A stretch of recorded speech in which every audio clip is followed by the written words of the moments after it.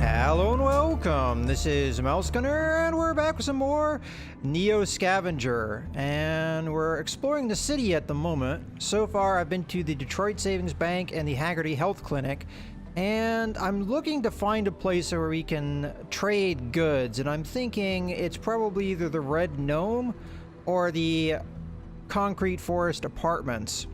And I'm going to guess that it's the Red Gnome if I were to choose the two, so that's what we're going to take a look at, although I could be wrong. The Red Gnome is an exception in an already exceptional city. Situated on a busy corner in Gate 11's Neon Alley, the single-story streamlined diner defies the densely packed high-rises and elevated roads around it. In fact, several adjoining buildings seem to grow over the diner, using the precious space above its roof. It seems almost untouchable in an otherwise claustrophobic warren of glittering skyscrapers and patchwork overpasses. Even before entering, you get the sense that there is something unusual about the place.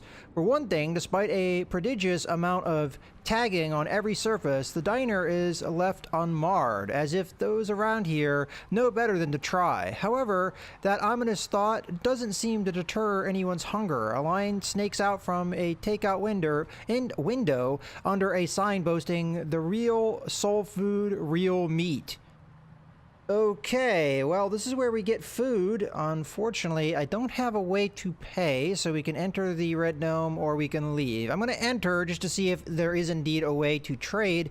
I don't really know how we get currency outside of the bank, which seemed to be a dead end, unless, of course, we do want to try some illicit activity. So let's go ahead and enter the Red Gnome.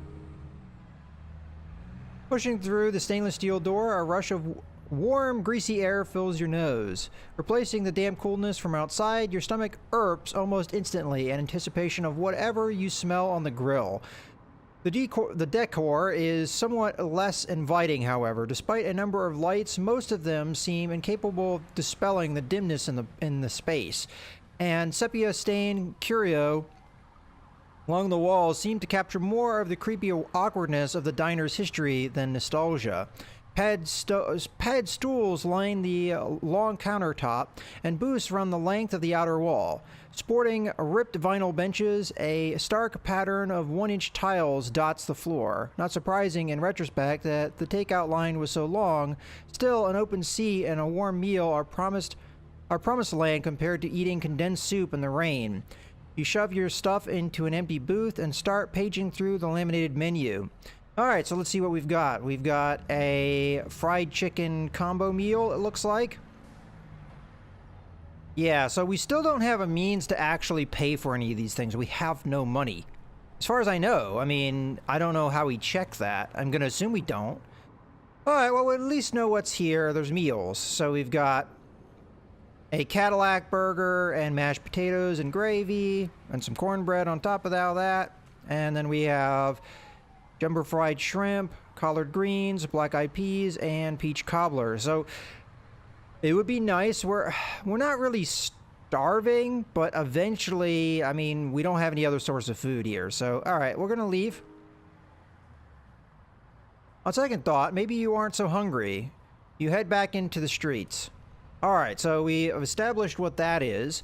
Now we have really only one place left to go, and that's the Concrete Forest Apartments. And if there is no way to trade inside the city for currency, I really don't think there's anything we can do in here. So I may try the Detroit Savings Bank as a last resort, but I have to keep in mind, looking at my person, I thought last time I checked the Detroit Megacity tracking bracelet, it was worth $500. It looks like it's worth $3,000. So just trading that would give us quite a bit. Now, granted, we wouldn't be able to enter or exit the city anymore, and I am very concerned that if we do get kicked out of the city, depending on what law enforcement does to us if they catch us, if we get kicked out of the city and we get that stripped from us, I don't think there's any going back into the city. So that's kind of an all-or-nothing choice, in my opinion. But let's go ahead and go to the Forest Apartments.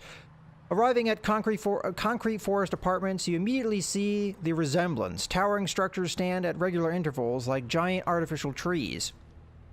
crisscrossing laundry lines, string lights, and contra-code balcony modifications complete the illusion. Below, the ground is an organic patchwork of community gardens and trash heaps, gutted husks of cars and playgrounds, those who call the forest home and those who sleep in its shadow. It feels a bit like a street fair collided with a refugee camp in the ghetto. Alright, you step into the block and start looking around. Okay, it looks like we have a little bit more choices here. There's a canteen. Yeah, there's a canteen truck strategically positioned curbside near the main walk. People are lined up at the illuminated side window, and a mixture of steam and smoke stream from its openings. Nearby, music booms from where a crowd has gathered. It's all bobbing shoulders and legs from here, but you do see a car's hatchback sticking up from near the center. One of the towers has a C-store at the ground level. A lonely few are inside, but it doesn't seem very popular. And there's the ubiquitous knockoff vendor barking at passerbys. Okay, so we would need $48 to check out the canteen truck. It looks like we'd get a chunk of meat there. We can check out the C-store, we can check out the crowd, or we can leave the forest. Let's go ahead and check out the store first. In major towers like this, you'll often find a convenience store on ground level, like what one would find at a gas station. It's filled with things that work in an emergency, but nothing for which you'd dedicate a visit. The cramped space is filled with bottled drinks, junk foods, over-the-counter drugs, and impulse buys. Okay, so we can leave or we can start shopping. Let's start shopping. Pick up items to purchase them. You cannot sell items here, however. So we still have no way of getting currency. So I guess I'm going to have to go to Hatter for work. Maybe that's how we get currency. So that's an idea. Let's take a look at the items, though. So it is mostly bottled water, soda drinks, cans of food, and so on. But again, we have no currency. So we can't trade with this guy. So it kind of is what it is. Okay, yeah, and the things are, you know, priced appropriately. Wow, whiskey goes for a lot. Okay, well, there's not a whole lot I can do here. As much as cans of food would be very enticing to me, I can't afford it, so... What are these? Oh, okay, AA batteries. Gotcha. Alright, let's go ahead and leave.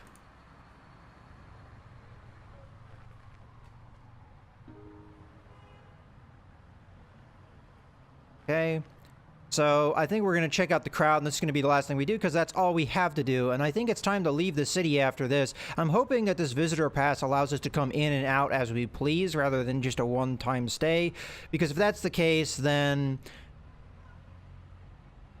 this was kind of a waste of time, but let's go ahead and check out the crowd. The sidewalk is vibrating with...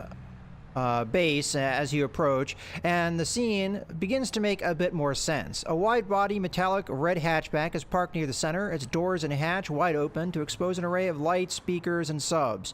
You can almost feel the air move in time with the beat. Meanwhile, b-boys are taking turns, mixing moves and styles both familiar and strange. It astounds you how the human body can do these things, how humans still push the boundaries of an art form older than you can imagine. The high positive energy feels so foreign after days in the wild. Everything out there seems to be forgotten in this hot bath of sound and energy.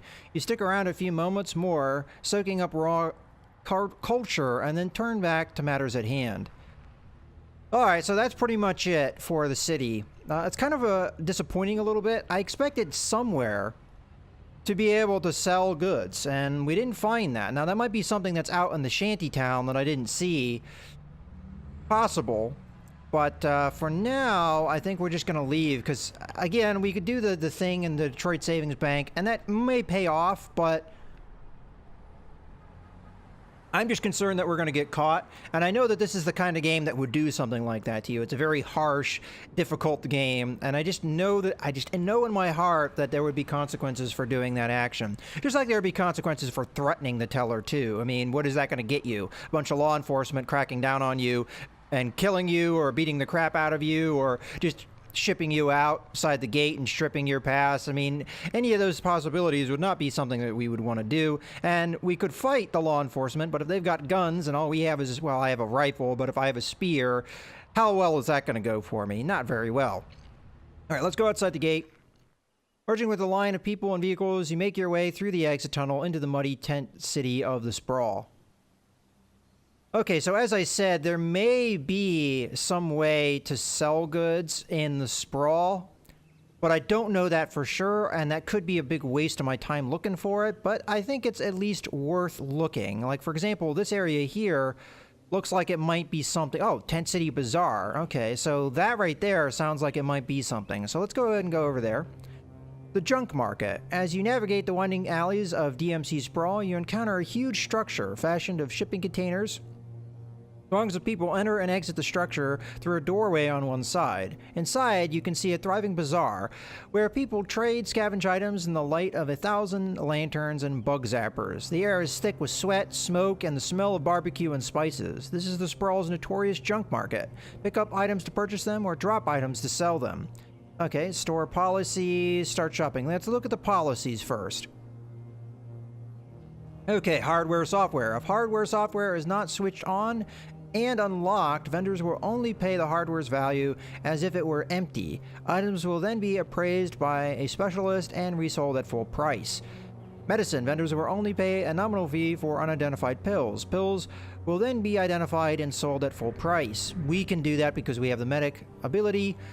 When in doubt, verify the vendor's purchase price before surrendering items to them. All sales are final. All right, let's go ahead and confirm that.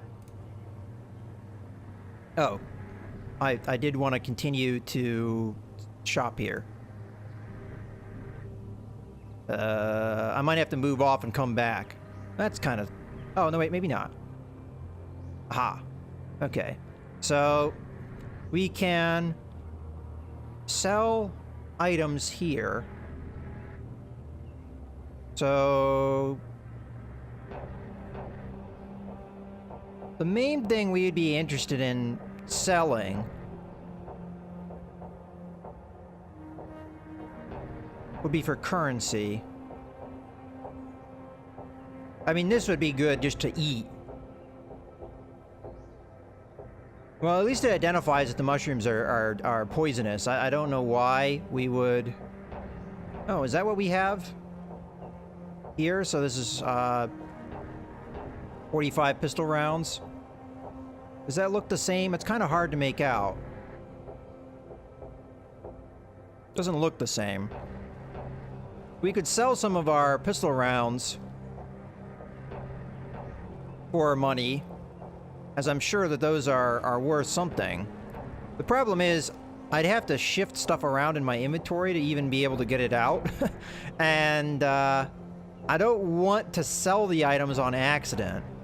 So what I might do is get the items in my pack so that I can more easily assess them, and then access them, and then do this whole trading thing. So I'm going to go ahead and go over this way. Okay, what do we got here? Abandoned buildings. There might be stuff over there that's scavengeable, but I don't know how good they'll be. Okay, so let's pop open our inventory. I'm going to put this in my hand. I'm going to put this over here. And I'm going to take out these bullets, because they're worth 50, which I can buy stuff with. I mean, really, if I want to, I'm not really using this rifle. I could sell the rifle, and I can sell the bullets that are in the rifle. I mean, they are give me a lot of money, and then I could go in and I could purchase things and be a little bit better off. I don't know if that's a good idea or not, but also me carrying around this rifle and not using it, I've been beating it up and probably lowering its value.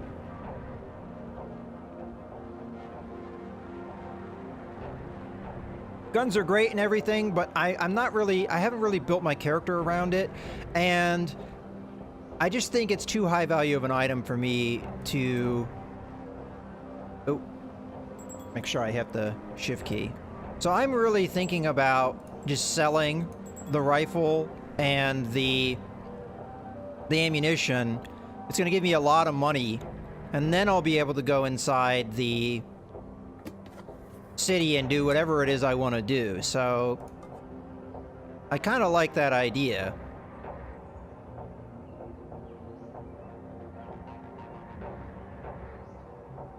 Alright, well, I think that's what I'm going to do. Let's end our turn, though, because we have to. I'm going to check out what's over here, though, just to see if we're missing out on anything. So what does this say? It's a tent city, which is the same as everything else. Okay, so let's see what's on the ground here, because it doesn't say there was new items, so just some thread and things. Okay, let's go back to the junk market. And if I understood this correctly, how we buy and sell is we put an item down to sell it. So just to confirm that is correct.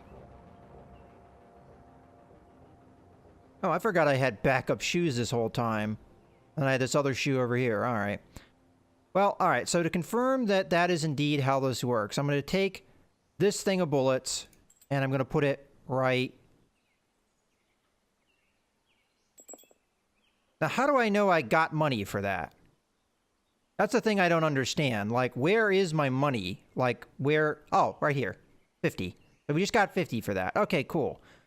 And it looks like the buy resale value is the same. Oh, and look there. Detroit Megacity tracking bracelet. So we can get another one of those if we want. If it comes down to that. Okay, so we just bought that for 50, or we sold it for 50 to...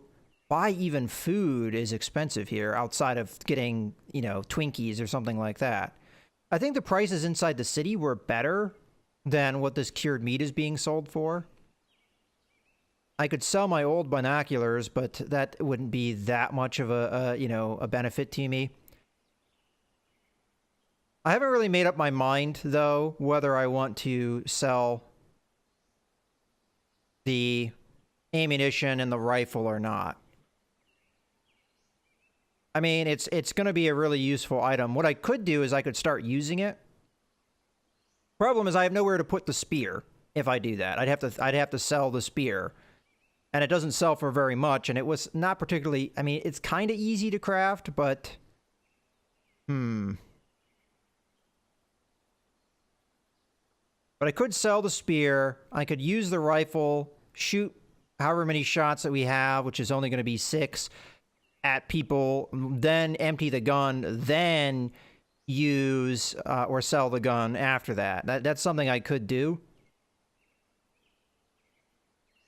And then our pipe wrench would be, or the monkey wrench would be the melee weapon if we needed it. The problem is, in combat, it's kind of tricky to switch those things around. I haven't actually tried to do anything with the inventory inside combat, so I don't know how easy that is to do. But for now, I think that's the only item I'm going to sell. What I am going to do is I'm going to look into working for Hatter and see if we can get more money outside of just selling bullets or something like that that we don't feel like we need.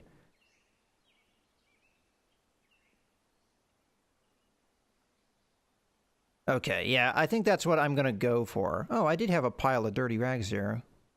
And these are not being sold, so I can pick these up and it won't cost me anything.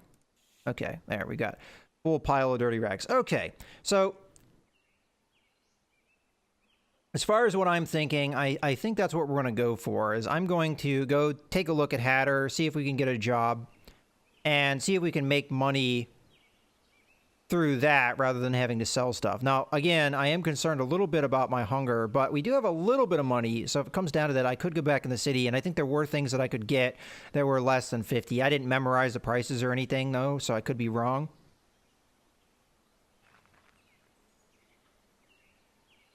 Okay, let's go ahead and end our turn again. So I've already checked out the city pretty thoroughly, I feel like. Okay, so these guys are have come to check me out. I'll just, talk to them. They shouldn't kill me. All right, was at the 55 by the 2-0. He stopped speaking into a radio, disappointed at the interruption. What you need? Okay, so...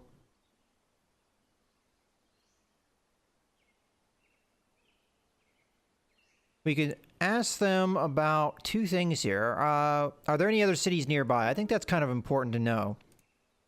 Are there any other cities near here? His head is shaking before you finish. No. Closest thing you got is Fort Wayne down below the swamp. Got to get there by air, though. Is it like the DMC? Nah, not like this. Never been there myself, though. All right, we can ask him about the swamp. What's the story with the swamp? Chemical wash, he responds quickly. Nobody's permitted down there. Highly toxic. Yeah, but why? Some crops got out of control back in the day, had to burn them with chemicals. His radio pipes up and he turns slightly from you. Then he walks away, speaking into the mic. All right, so we have just learned that going down south is not really an option for us. And I'm going to guess that over to the east, you've got the water, so you can't go that way. Up to the north, you're probably going to have the same thing.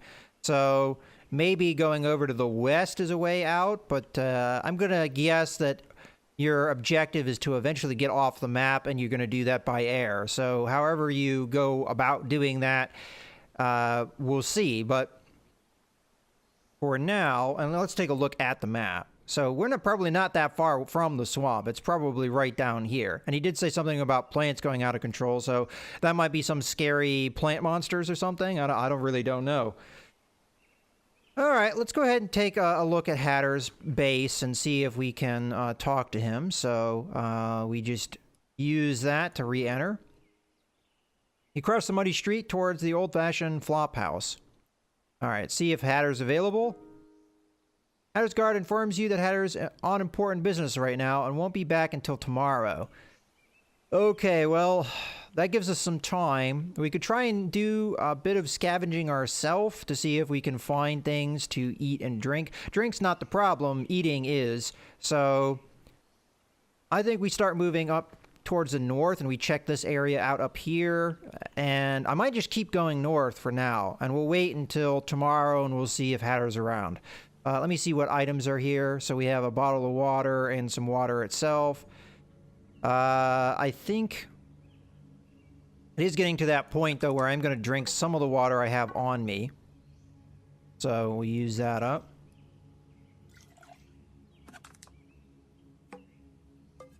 Okay. And we'll go into the woods here. Okay, so there's not a lot of scavengeable buildings around here, which is the real problem. Go ahead and end the turn. Now, the good thing is that these guards are probably keeping a lot of the danger stuff out of this area, but again, the downside is with that safety comes no ability to scavenge. All right, well, in any case, I think I'm going to go ahead and put a cut here. So we are able to explore the city, get an idea of what we can do inside the city. We also explored and found ourselves a junk market, so we can find things, bring it to the junk market and sell it. And we got kind of an idea of what things they're looking for as far as that goes. So that's going to be our one way of getting currency until we can talk to Hatter again. In any case, I hope you guys have enjoyed the video. This is Melskiner, signing out.